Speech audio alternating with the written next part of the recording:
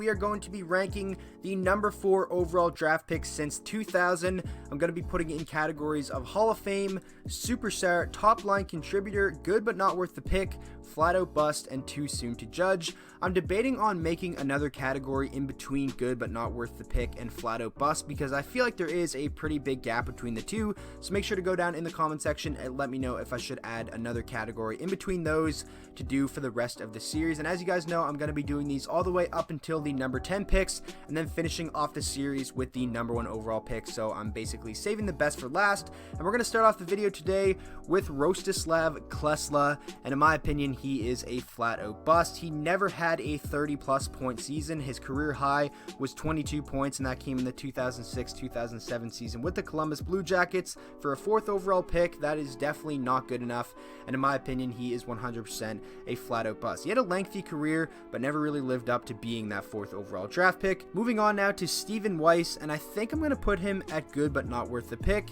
I want to put him up here, but I feel like he was never really like a top line and number 1 guy. He did have back-to-back 60-plus point seasons, but still, that is about it for his career high in points. So I think I'm going to put him here, but you definitely could make a case to have him up there. He was very solid basically for his entire career with the Florida Panthers before ending his career with the Detroit Red Wings. But now we're moving on to the 2002 NHL draft, and we have Jani Pekkanen. And for Pekkanen, I'm going to put him at a flat-out bust, I believe. His career high in points was 46. He also had a 43-point season, but after that, never really anything too special. And I feel like for a number 4 overall pick, you definitely want more than that. But then again, I feel like he is a little bit better than Klesla there. So again, I feel like I should make another category in between the two. I think I will make that change for the next episode. But now, moving on to the 2003 NHL draft, we have Nikolai Zedrev, and he is 100% a flat-out bust in my opinion. Only ended up playing 6 NHL seasons before playing the majority of his professional career in the KHL, so in my opinion, he's definitely a bust with that number 4 pick. And then we have Benoit Pouliot, and I feel like I gotta put him at bust, but he did have some decent seasons. So this is another one where I'm like, if there was another category in between the two, I definitely would put him there because I feel like it's disrespectful to have him down here with the likes of these players. But then again, I don't think he's on the level that Stephen Weiss ever was. So I'm gonna put Benoit Pouliot there. But for next episode, I definitely have to make that change. But moving on now, we have Andrew Ladd. And Andrew Ladd, I want to put him at top line contributor, but he was never really a number 1 guy on a team. He had a 60-point season with the Winnipeg Jets, was a big part of Chicago winning the 2010 Stanley Cup, and has definitely had a very good and very solid career, but I don't think he's ever really been a top line contributor. So I think I'm going to put him at good but not worth the pick. And then we have Nicholas Backstrom, and in my opinion, Nicholas Backstrom is going to be a Hall of Famer when it's all said and done. Has been an amazing wingman and playmaker for Alex Ovechkin for their entire careers. He's had a 100-point season, and in my opinion, it was all capped off, and to me at least solidified that he should be a Hall of Famer when they won that 2017 Stanley Cup. One of the more underrated players basically for his entire career. I like Nick Backstrom a lot, and in my opinion, when his career comes to an end, he will be a Hall of Fame talent. And now we have Thomas Hickey, and I'm also going to put him at good but not worth the pick. Obviously a pretty big part of that D-core in New York right now, but not necessarily one of their top guys, so I'm not going to put him up here, but definitely has been very solid. And now we have Alex Pietrangelo, and I'm going to put him at top line contributor. You could definitely make a case for Pietrangelo that he should be up here in the superstar category because he has had some seasons where he has been, you know, one of the best defenders in the league, and obviously he was a big part of the St. Louis Blues winning the Stanley Cup this past season. He's the captain of that team and has definitely been very, very good. So I feel kind of disrespectful not putting him in superstar, but I just don't really know if he's ever been regarded as like a superstar caliber defenseman. So a lot of you guys might get mad at me for that, but I think I'm going to put him as a top line contributor. Moving on now to Evander Kane. And this one is kind of tough for me. I want to put him up here, but then again, I feel like he shouldn't be on the same category as Alex Pietrangelo. So I think I'm going to move Pietrangelo up to superstar. And for Evander Kane, he just had a really solid year. I think he should consistently be a 30-goal scorer when healthy, and he definitely has been very good despite some of the controversies that he's been involved in over his career. When he's on the ice, when his head is in the game, he's definitely a very good offensive player, and in my opinion, a top-line contributor. Now we have Ryan Johansson. I think I'm going to put him up here as well as a top-line contributor. Was the #1 center for the Nashville Predators over the past 2 seasons. Now he definitely has some help in that situation with Matt Duchene. I think they're going to be a really good 1-2 punch, and Ryan Johansson definitely has been solid since coming over to Columbus in that Seth Jones trade, or coming over from Columbus to Nashville, sorry. But yeah, definitely solid. So Adam Larsson, I'm going to put him at good but not worth the pick as well. Because Adam Larsson, I feel like he is good, but a lot of people just look at him and think he's trash because he was traded for Taylor Hall, and obviously that was pure robbery by Ray Shero, and New Jersey won that trade 100 times over again. But Adam Larsson is solid. I think he's a good top 4 defenseman, but he just gets a lot of slack because obviously he was traded for Taylor Hall, who won the 2017 League MVP. Griffin Reinhart, I don't really have too much to say on this. He is 100% a flat-out bust, was never really able to make it at an NHL level whatsoever, and 100%, I think that's where he should be.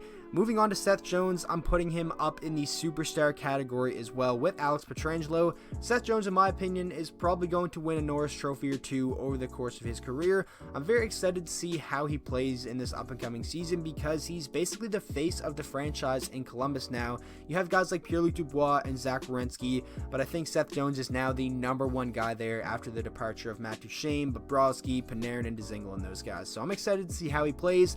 I'm a big fan of Seth Jones, and I think already he is a superstar. Moving on, now we have Sam Bennett, and I think I'm going to put him at good but not worth the pick. If you were to ask me this a year ago, maybe 2 years ago, I probably would have had him down here, but he has really made himself into a very good role player and solid bottom 6 player for this Calgary team who can definitely chip in some offense. I really like how he didn't just give up after not really living up to the hype and becoming the player he was drafted to be. He turned himself into an important piece for this Calgary team.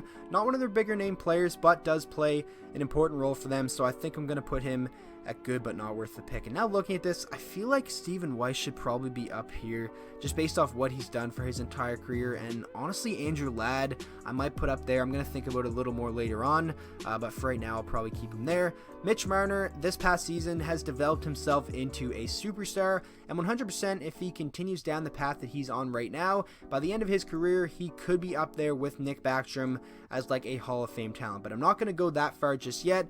90 plus points this past season was fantastic. Is finally under contract now and is ready to focus on hockey, and it's going to be exciting to see what he's able to do next season with Toronto, or this season I should say, not next season anymore because it's basically starting in about a week or two.